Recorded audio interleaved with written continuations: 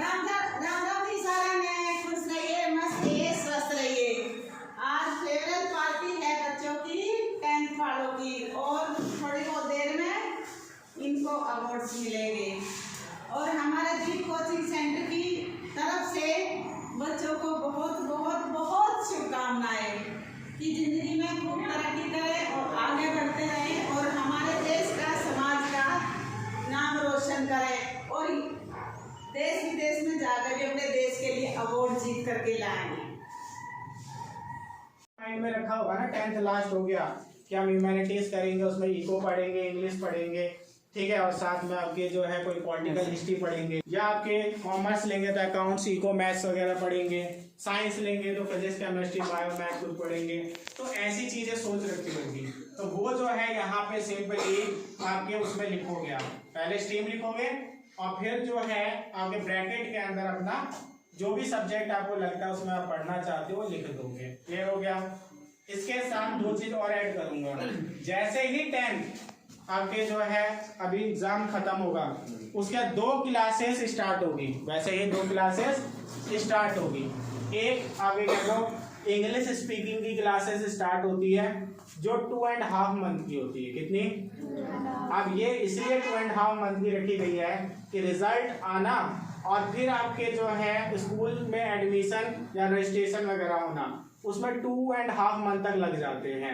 यानी 2 मंथ की जो हॉलीडेज होती है ना, उसके बाद स्कूल स्टार्ट होते हैं 11th में मेनली। प्राइवेट वाले जल्दी थोड़ा कर देते हैं, लेकिन गवर्नमेंट वालों का जो है वो ऑलमोस्ट 2 मंथ की जो आपके समर वैकेशन होती है उसके बाद क्लास स्टार्ट होती है। तो आपको 2.5 मंथ जो मिल जाएगा ताकि आप कुछ अलग से जो है सीख सको। तो उसमें एक इंग्लिश स्पीकिंग आपके लिए प्रायोरिटी होनी चाहिए।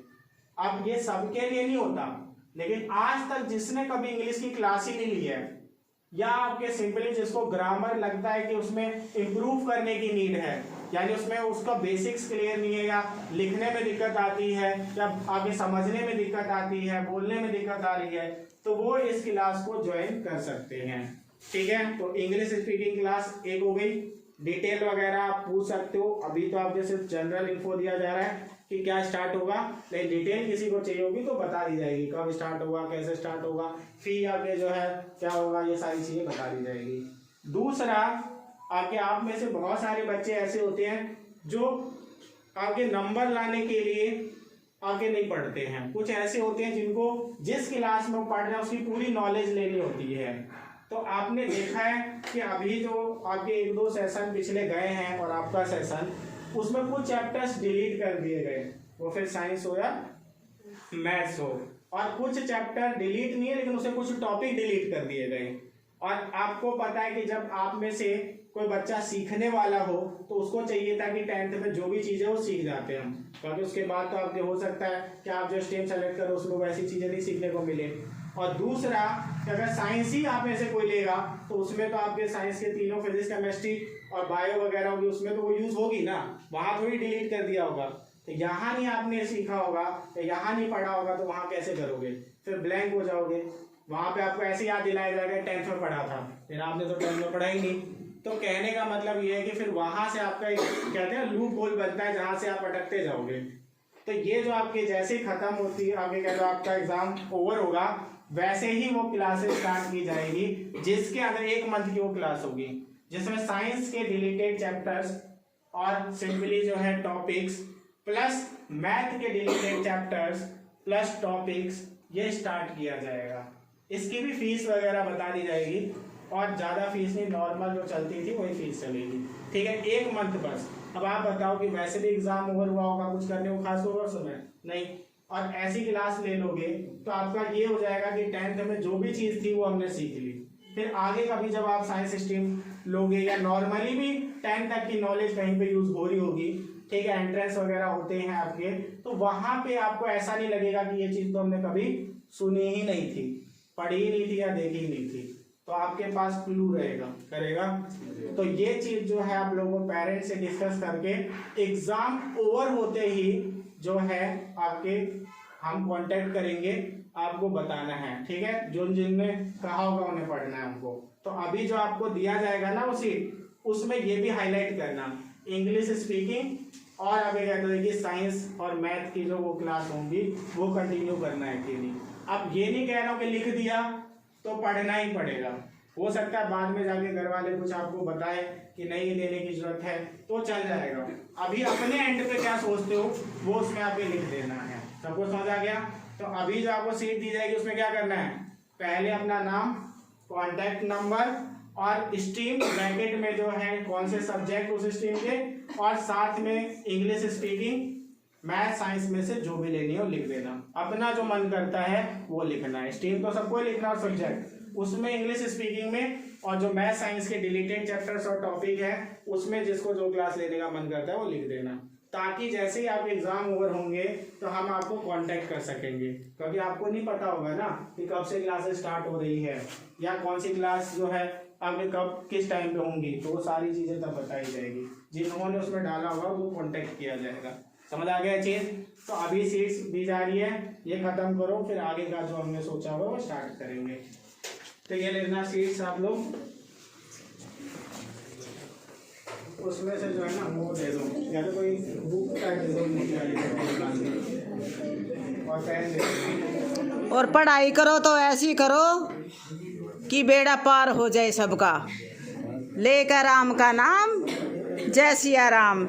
यानी सब ऐसा नहीं होना चाहिए कि भाई मन चंचल और गोडेगार में। कौन कौन से मुहावरे का मतलब समझता है? मैंने पूछा मन चंचल गोडेगार में, ये हमारी हरियाणवी लैंग्वेज है, लेकिन बताओ इसका मतलब क्या है? किसको पता है? किसी को नहीं पता, किसी को नहीं पता। मन चंचल और गोडेगार में इसका मीनिंग नहीं पता। चलो मैं बता देती हूँ। इसका मीनिंग ये है कि आप पढ़ना चाहते हो तो मन लगाकर पढ़ना, ये नहीं हो मन तो है पढ़ने में लेकिन हम पढ़ेंगे नहीं, ऐसा नहीं होना चाहिए।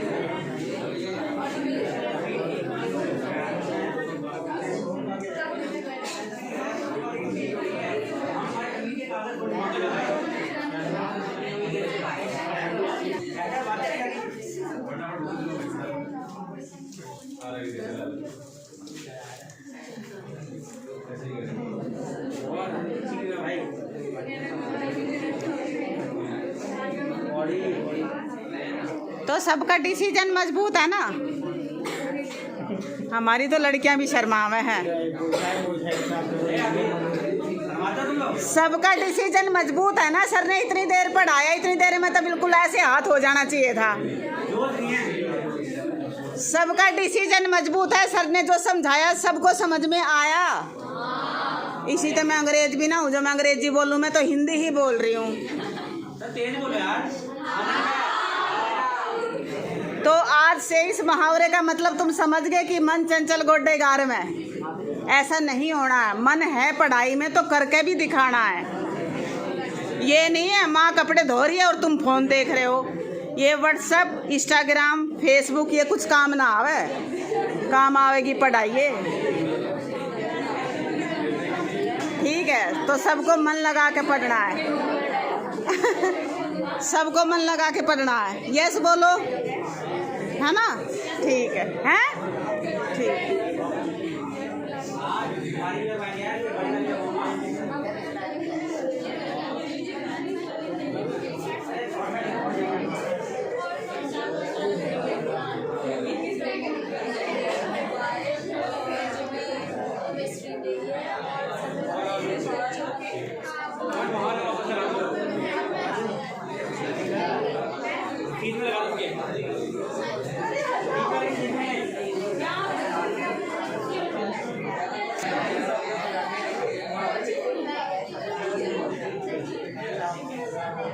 देखा, सभी लड़कियां मेरी बात समझ गई है ना?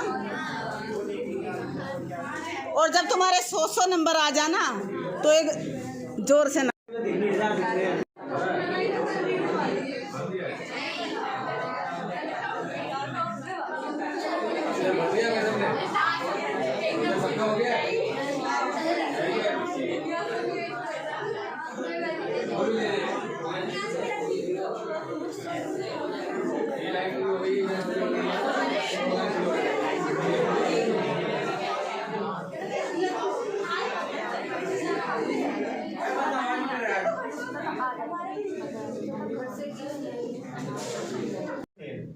फेल कैसे, रेट नहीं करते थे, घर पे मेहनत नहीं करते थे।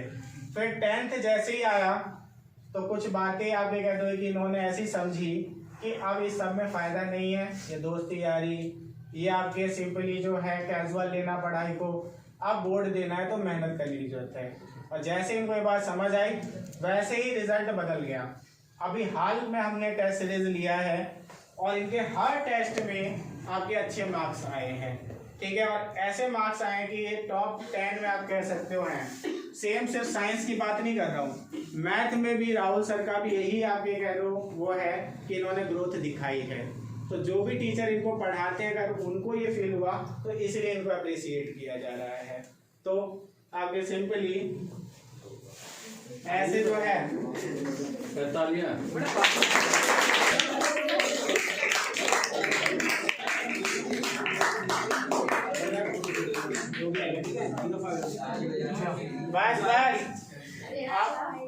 बस अब जो दूसरा आपके दूसरे बच्चे आपके यहाँ पे आएंगे वो है मृदुल राणा।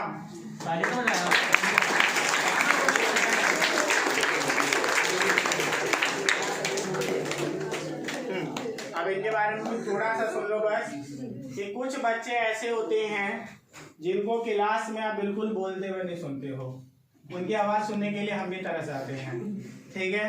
लेकिन उनका जो काम होता है जिसके लिए उन्हें यहाँ भेजा गया है और वो जिसके लिए यहाँ पे आए हैं जो कि है नॉलेज लेना और टाइम के साथ खुद को इम्प्रूव करना, तो वो ये करते आए हैं, इसीलिए आज इनको जो है यहाँ पे अप्रिसिएट किया जा रहा है।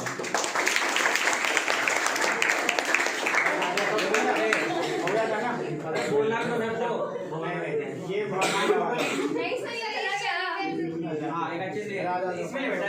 बोलेंगे नहीं पैसे पूरे इनके बारे में पहले थोड़ी सी बातें सुन लेना। ये भी उन बच्चों में से है जो कंटिन्यू आपके इम्प्रूव करती रही हैं, फिर वो मैथ हो, साइंस हो, इंग्लिश हो, ठीक है। और आपके जो है हमें आपके इम्प्रेस किया अपनी मेहनत से, ठीक है।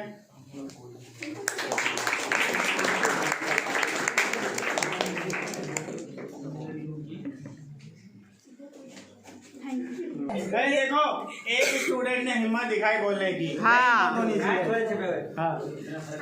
बस ये कहना चाहती हूँ कि स्टार्टिंग में जब मैं आई थी कोचिंग में, मैं मतलब मैथ्स में बिल्कुल भी अच्छी नहीं थी और साइंस में भी, और इस कोचिंग में आने के बाद मैथ्स मेरा फेवरेट सब्जेक्ट बन गया है राहुल सर की वजह से, और साइंस में मैं बहुत अच्छा बनने लग गया।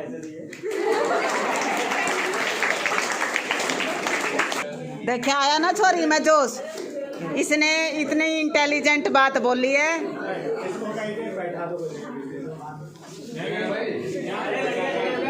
शर्माना नहीं है, जिस लड़की को जैसा लगता है दीप कोचिंग सेंटर में आके वो फैक्ट बात ही बोले, वही बात बोले जो उसको अच्छी लगे। बस आप थोड़ा सुनने में ध्यान दो।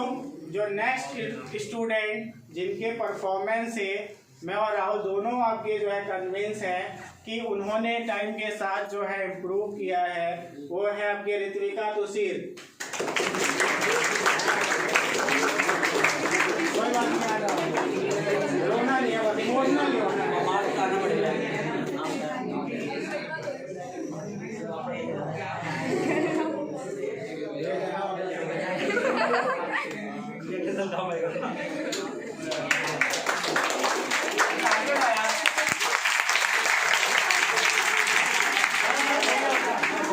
बच्चा चला गया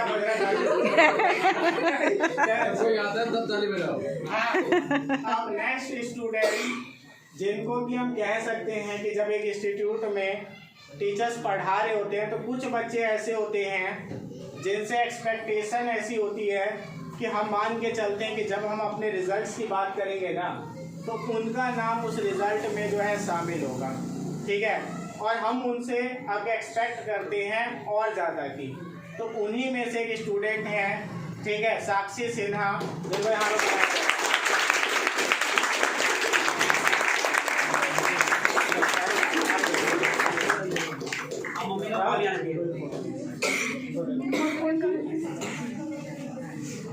एक मिनट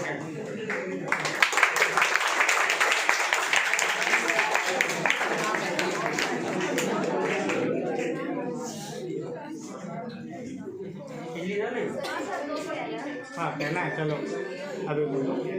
बस बस। सो ये मेरा फर्स्ट इंस्टीट्यूट था जहाँ पर मैं आई हूँ। तो स्कूल और घर के अलावा फर्स्ट टाइम मैं कहीं और बाहर जाकर पढ़ा है मैंने, और बहुत अच्छा एक्सपीरियंस था मेरा। हेलो।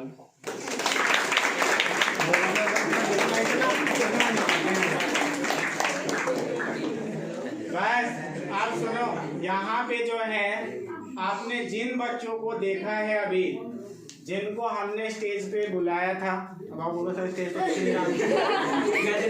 इमेजिनरी स्टेज, ठीक है।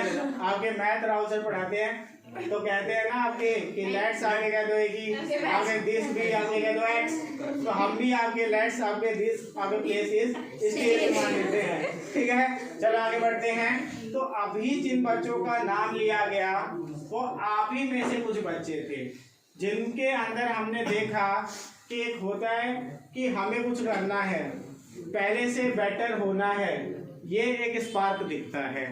तो ये बच्चे वो हैं जिनके अंदर ये स्पार्क है, जो कंटिन्यू हार्ड वर्क से जो है आपके खुद को प्रूफ जिन्होंने किया यहाँ पे, और हमें लगा कि हाँ इनको अप्रिशिएट किया जाना चाहिए। इसका मतलब ये नहीं है कि और बच्चे जो यहाँ पे बैठे हो वो कम हो, यहाँ पे सब बच्चे ऐसे हो जो अपने आप में ज्वाला हो।